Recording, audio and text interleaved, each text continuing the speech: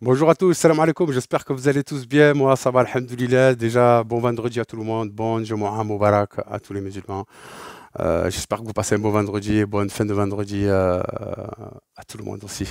Voilà, c'est parti. Quart de finale, Coupe du Monde 2022 qui se déroule au Qatar. Maroc vs Portugal. Un débrief qui me tient à cœur. Un débrief comme on n'en fait pas trop souvent. Vous savez, la Coupe du Monde, c'est chaque 4 ans. J'espère que je vais prendre plaisir à faire ce débrief. C'est d'instinct, voilà, quand je fais les débriefs, c'est mon rendu personnel. Déjà d'un, ouais, je prends plaisir à faire ces débriefs qui sont rares et je félicite l'équipe nationale du Maroc de pouvoir nous donner la chance de faire des débriefs comme ça. Je vais parler football, je vais parler concret, je vais parler de l'équipe portugaise, je vais parler de l'équipe nationale du Maroc. C'est parti, let's go. Je commence de suite par vous dire un petit peu que des fois pour se donner un petit, comment ça s'appelle ça, un petit rendu par rapport au travail que je fais. Il faut des fois regarder peut-être un peu plus longtemps la vidéo pour pouvoir avoir sa propre opinion de mon débrief Maroc vs Portugal, quart de finale 2022 qui se déroule au Qatar. Je regarde quelques vidéos de journalistes de vrais journalistes sur YouTube. Je regarde aussi quelques travails de YouTubeurs qui font un excellent travail, qui ont leur système, leur style de travail dans leur chaîne. C'est des vidéos qui durent 15-20 minutes à peu près. J'en regarde pas en masse, disons que je regarde, on va dire, allez, 3 vidéos sur YouTube et quelques journalistes aussi sur YouTube pour pas m'imprégner de leur travail. Mais je suis obligé de regarder leur travail pour voir déjà les médias, ce qu'ils en disent un peu de cette rencontre. Et après me faire mon avis et peut-être donner mon avis par rapport à ça, par rapport à ce que j'entends aussi. Déjà là-bas, c'est des excellents travaux, c'est des professionnels, c'est de grosses chaînes YouTube, c'est des très gros journalistes. Je vais commencer déjà par l'équipe portugaise. Je vais commencer par le portugaise. Déjà, félicitations à l'équipe portugaise. Très beau parcours en poule. Huitième de finale 6-5 contre la Suisse. Rien à dire sur ça. À part si ce n'est que ces youtubeurs, ces gros journalistes nous sortent énormément de stats. Je vois énormément de stats par rapport à et de vidéos sur YouTube par rapport à cette rencontre qui va avoir lieu Maroc-Portugal.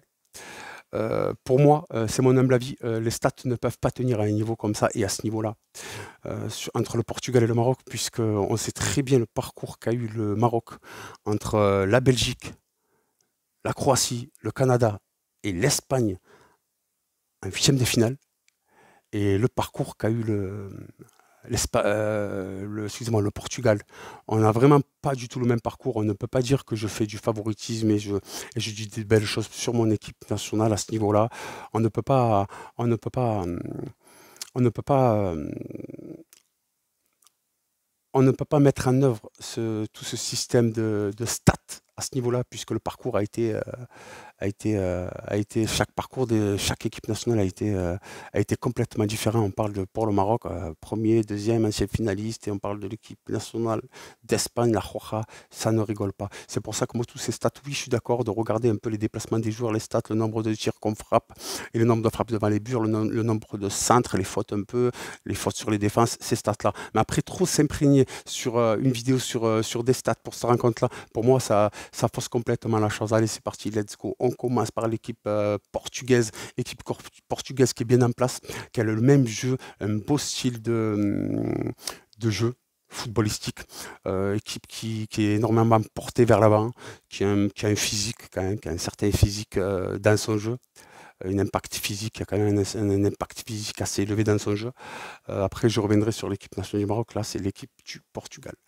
Des déplacements, les déplacements, je vais commencer par la défense. Je trouve qu'il y a pas mal de failles dans cette défense portugaise. Ils encaissent des buts quand même et je trouve que cette défense portugaise manque d'impact, d'un physique et ne tient pas trop ses lignes. Il y a beaucoup de défaillances au niveau de cette défense. Les milieux de terrain, c'est pas mal, ça bouge bien, ça contre-attaque bien. J'ai remarqué, j'ai regardé énormément les matchs de l'équipe portugaise pendant cette Coupe du Monde 2022.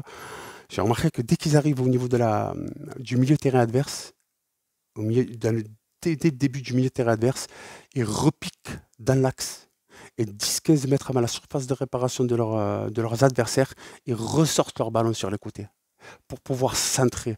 Mais ils ont un jeu énormément porté dans la moitié terrain adverse. ils repiquent dans l'axe, leur milieu de terrain repique dans l'axe pour repartir un peu plus sur les côtés ou pour s'excentrer sur le côté droit et sur le côté gauche. Et ça fait boum à chaque fois parce qu'il y a pas mal de buts qui, euh, qui ont été mis grâce à ce système de jeu. Et oui, c'est un très très beau système de jeu. C'est un système de jeu qui maîtrise bien l'équipe du Portugal. Félicitations à eux. Et ça leur a permis de gagner pas mal de rencontres dans ces phases de poule et pour le huitième de finale contre la Suisse. Maintenant, il y a l'attaquant du Portugal, Ramos. Très bel attaquant, je crois qu'il a marqué un triplé, des passes décisives.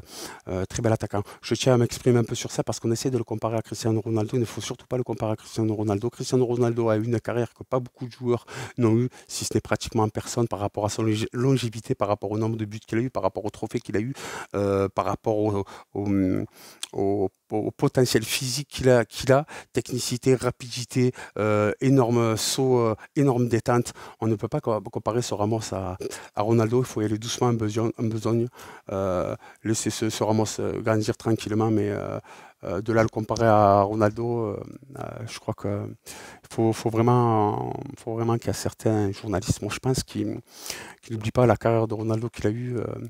Je suis d'accord de l'embellir, il faut embellir les jeunes, les beaux joueurs qui montent, mais de là le comparer à Ronaldo à ce moment-là, je pense que c'est un peu trop tôt. Et pour moi, j'espère qu'il aura une belle carrière, mais pour égaler la carrière de Cristiano Ronaldo, faut se lever de bonheur. Voilà pour l'équipe portugaise. Sinon, oui, il y a des failles dans cette équipe portugaise. Ne pas les voir trop beaux, trop grands. Hein. J'arrive maintenant avec l'équipe nationale du Maroc. L'équipe nationale du Maroc a laissé énormément de physique dans leur poule pour passer les poules. Ils les ont passés premiers de leur groupe. Très très grosse rencontre contre l'Espagne.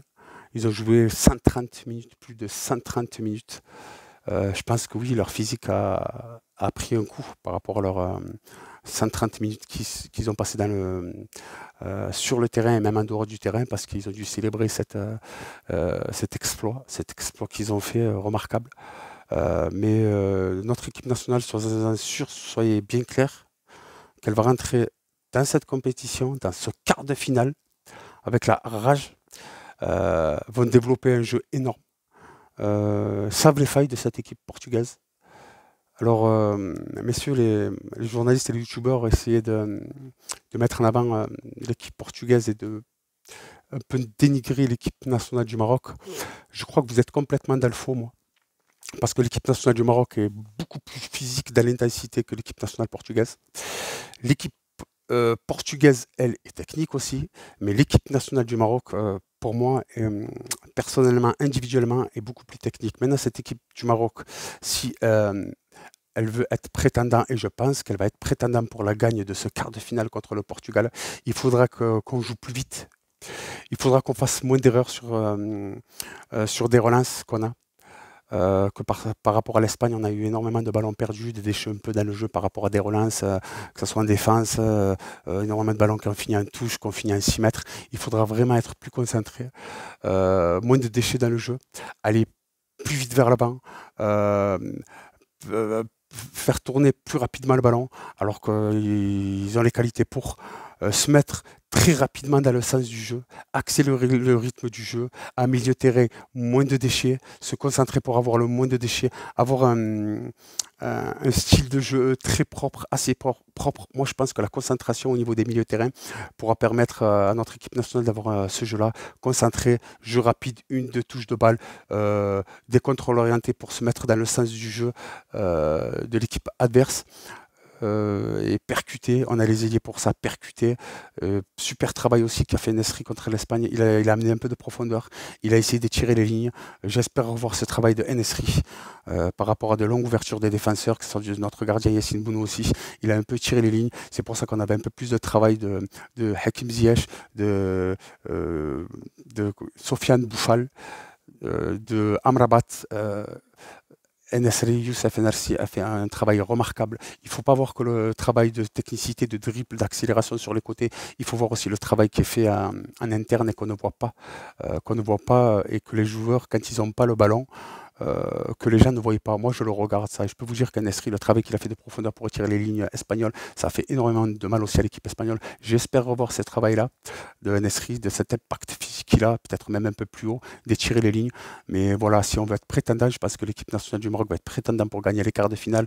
Ils ont la technique pour ça, il faut aller très vite, il faut se projeter vers l'avant, il faudra dribbler, il faudra jouer au ballon. On sait très bien l'ADN de l'équipe nationale du Maroc, elle est très physique, elle est très technique, elle est très rapidement portée vers l'avant.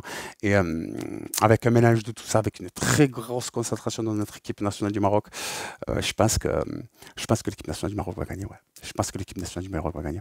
Malgré les poules très physiques qu'ils ont eues, ils ont laissé des plumes. Malgré le huitième de finale entre l'équipe espagnole qu'ils ont eu, ils ont laissé des plumes. 130 minutes, ce n'est pas rien.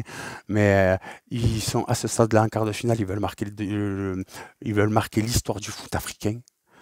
La première équipe africaine qui accède aux demi-finales dans le dernier carré, c'est exceptionnel, c'est exceptionnel. Ils sont là, ils sont prêts, ils rentreront sans complexe dans cette rencontre. Nos joueurs, soyez-en sûrs, notre sélectionneur est là aussi, il voit tous les défauts de l'équipe adverse. Certes, on a une très très belle équipe espagnole, qui a des qualités physiques un peu moins que l'équipe nationale du Maroc. Dans le jeu, peut-être ils se comprennent un peu mieux, parce que ça fait quelques temps qu'ils jouent ensemble, cette équipe portugaise, mais l'équipe nationale du Maroc est très physique, plus physique que l'équipe nationale d'Espagne. Pour moi, individuellement, elle est beaucoup plus technique. Maintenant, il faudra être beaucoup plus concentré, se porter très vite vers l'avant, se porter très vite vers l'avant et n'ayons pas peur de dribbler, d'accélérer sur les côtés et de casser les lignes avec un esprit et d'être très concentré, surtout en milieu de terrain, d'avoir un jeu très fluide, très rapide, essayer d'avoir le moins de déchets possible, pas contre l'Espagne. Sinon, je vois notre équipe nationale gagner, Inch'Allah, et avec la manière, les frères et les sœurs. Voilà, c'est mon analyse.